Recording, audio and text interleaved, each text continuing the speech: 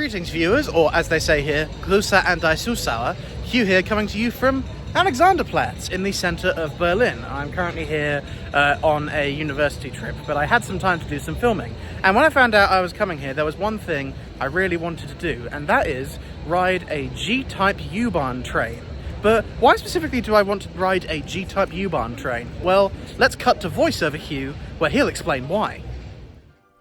The reason why I've wanted to ride a G-Class U-Bahn train is because they originated in the former German Democratic Republic, or East Germany for short. They were built for the East Berlin U-Bahn network, today parts of lines U2 and U5, a network which still used trains dating back to the 1900s right up until 1989. The G-classes were built to replace them between 1974 and 1989 by Lokomotivbau Elektrotechnische Werk, or LEW for short. In 1997, 60 of them were sent to a country that seems to have a weird obsession with buying old Berlin U-Bahn trains. Can you have a guess?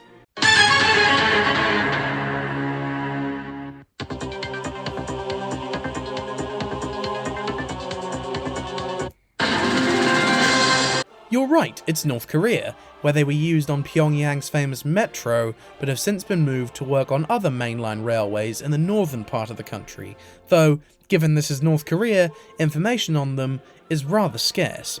In Berlin, meanwhile, these trains currently operate on lines U1, U2 and U3, alongside many other types of train, as Berlin loves to mix its rolling stock, although their time in the German capital is quickly running out, as they are currently being replaced by new Stadler JK class trains.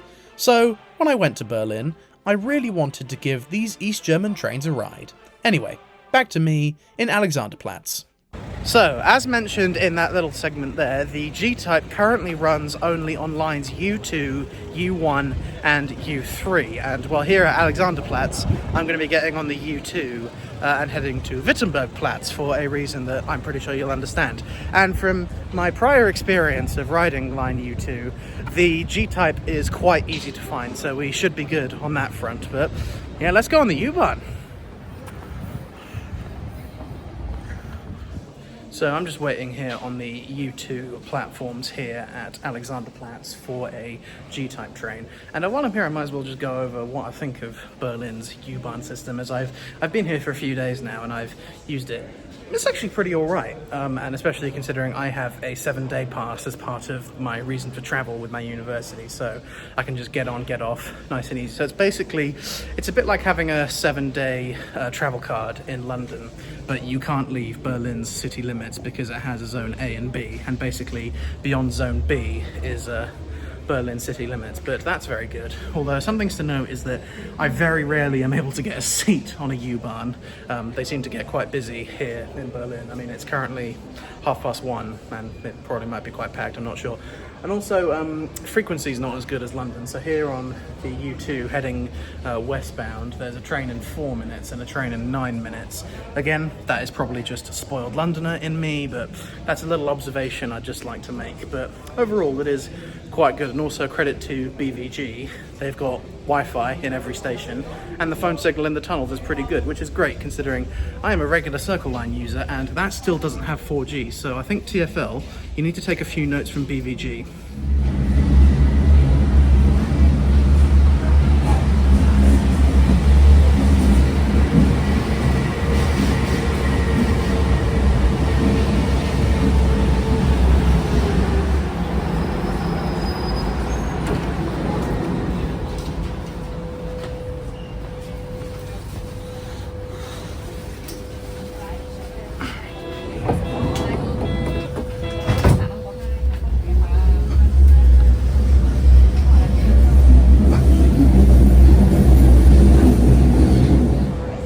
Well, there you have it. We are now on an East German era U-Bahn train.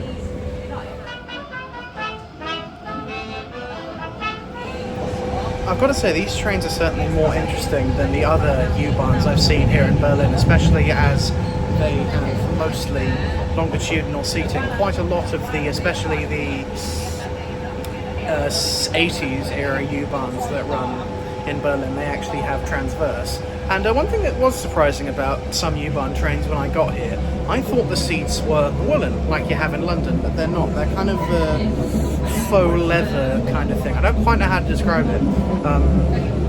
And it's kind of a bit of a nondescript maquette as well, which is a shame. They could have easily done something with this Brandenburg Gate motif that they have on the windows, presumably to prevent vandalism, but alas, not really. So we're just pulling into Stadtmitte, which is in the middle of Berlin. So we're near Unter den Linden and the city centre. And one thing I do find quite cool about these trains is you can release the doors before the train has even stopped. That's quite cool. Sorry for the interruption, there were buskers on the train. But we're just leaving Potsdamer, which was a border station. So this bit of the U2 that we're riding on now through Potsdamerplatz for almost 30 years was a ghost railway. This was not actually in use. So that was quite cool. Something that is quite cool about a lot of the U-Bahn trains is that they have these LCD displays showing the progress of the train, and even stuff like news and even connections.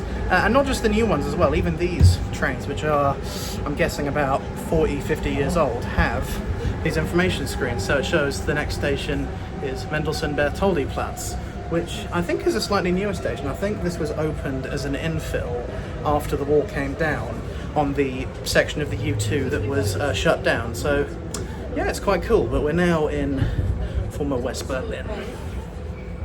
The brakes are really strong on this thing, so I had to leap back there.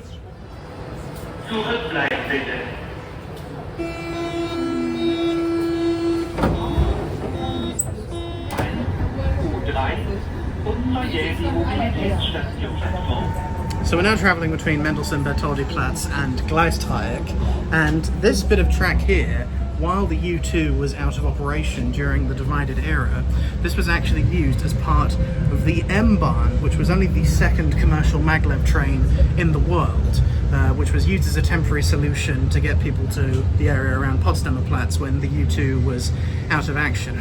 So it is quite cool. So these platforms here at Gleisdreieck were for about 6 months in, I want to say 1990, used as M-Bahn. So that's quite cool. Gleisdreieck also means triangle of tracks in German, apparently. So we're now approaching Bülowstrasse, which was closed actually when U2 was split because there wasn't as much demand to bring passengers into this part of the city.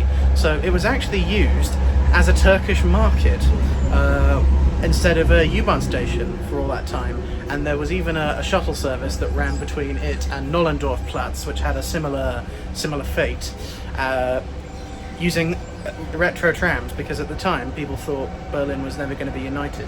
So it is quite funny. This station that we're arriving at now was originally a U-Bahn station, converted from a U-Bahn station into a market, but now it's a U-Bahn station again. Funny world.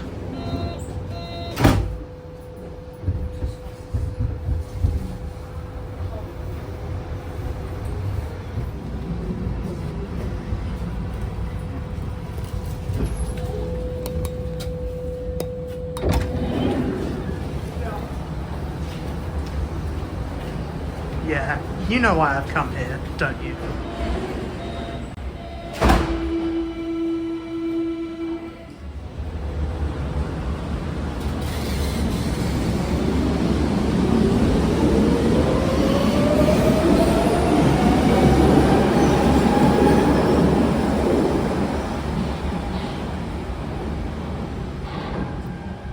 Yeah, I think you can realise why I wanted to come to Wittenbergplatz, and that's because, of course, it has this London Underground roundel that was donated by London Transport to BVG, I think in 1952, according to the plaque underneath it, which is in German. But yeah, little piece of home here in Berlin. But before we wrap up the video, I'm going to stay on line U2 because I want to take a look at the new Stadler trains that are going to be replacing those G classes that we've just been on, and well, just see if they are any good, because there are other Stadlers that run here in Berlin, but I think these ones are slightly newer. They, I think, came into service in 2023, so let's have a look. I must say, I'm changing platforms here at Wittenbergplatz. It is one hell of a station. I mean, just look at it. It's massive. It's like the biggest U-Bahn station I've been to, at least on the surface area. It is huge, and actually I've spotted just over here another thing I remember from that Jeff Marshall video you may have seen a while ago. Here is an original map of the U-Bahn system. So this here is now lines 1 and 3 from Warschauer Brück, which is now called Warschauer Strasse, that runs along the Landwehr Canal to Gleisdreieck, and then of course onto here at Wittenbergplatz. And I've just come along here the U2, which comes through the city centre to from Alexanderplatz. But that is just really cool to have this old era map, and I think it predates the First World War, which is quite something. And then here in other parts of the station there are just these very old advert murals for different brands.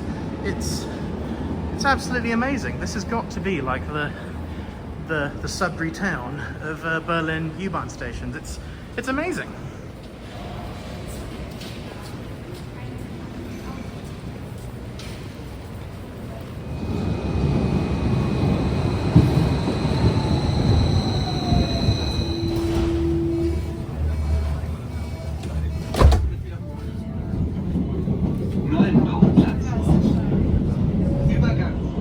So yeah, these are the new trains that are coming to Berlin's U1, U2 and U3 lines. I've got to say, from brief first impressions, they look quite nice. I mean, they have to be, they're Stadlers.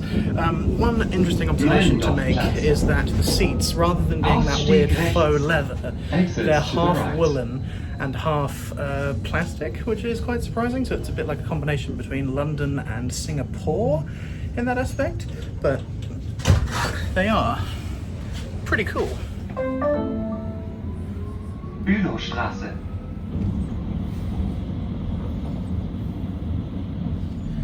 I mean, really, other than that, I don't have much else to say about these new trains. They look perfectly nice, but they don't seem to be as charming as the G trains that are there. But considering they are made by Stadler, they certainly seem to be one of those better types of rolling stock, and they seem to have provisions for a lot of things, which is good. And also massive lights above the doors. Reminds me a bit of the DLR in that aspect. But yeah, these new U-Bahn trains get a thumbs up from me. Some also things to know about these trains is that they've got the much bigger information boards, and they're all proper PID on here, so it's nice and vibrant compared to some of the other trains like the Bombardier ones. And also all the announcements are also in English, which is interesting. I mean, I can get by with them just in German, but still, that's interesting. There's also some nice images of U-Bahn stations that they show on the screens. I think it might actually just relate to the station that you're about to arrive at, as there was a photo of the station building at Wittenbergplatz when we were there earlier, and I think that is a photo of Gleisdreieck, which is where we're pulling into now. So that is a very nice little piece of art for these new U-Bahn trains.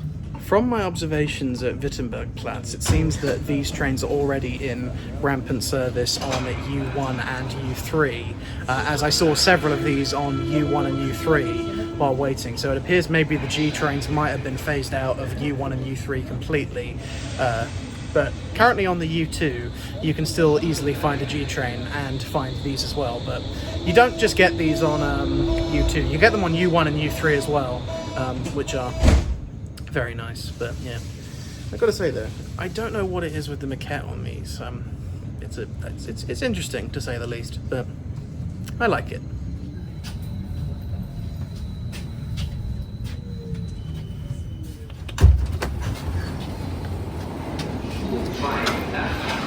Welcome to Potsdamer Platz.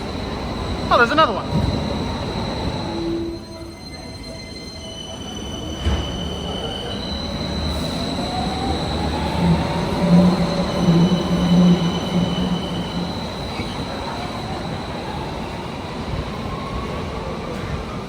So as I stand here at Potsdamer Platz on U Bahn Line 2, I think it is time to end this video. I really hope you enjoyed this little excursion on the Berlin U Bahn system, riding the G-type U Bahn trains of GDR origin. And if you want to ride these G-type trains, well, you better do so kinda soon, because they have literally this year just started to be replaced, especially on Line 2, with those new Stadler trains. So if you want to ride a GDR era U Bahn train in service, come here right now. Anyway, thank you very much for watching, everybody. Big thanks to the supporters, and I'll see you very soon. Bye-bye!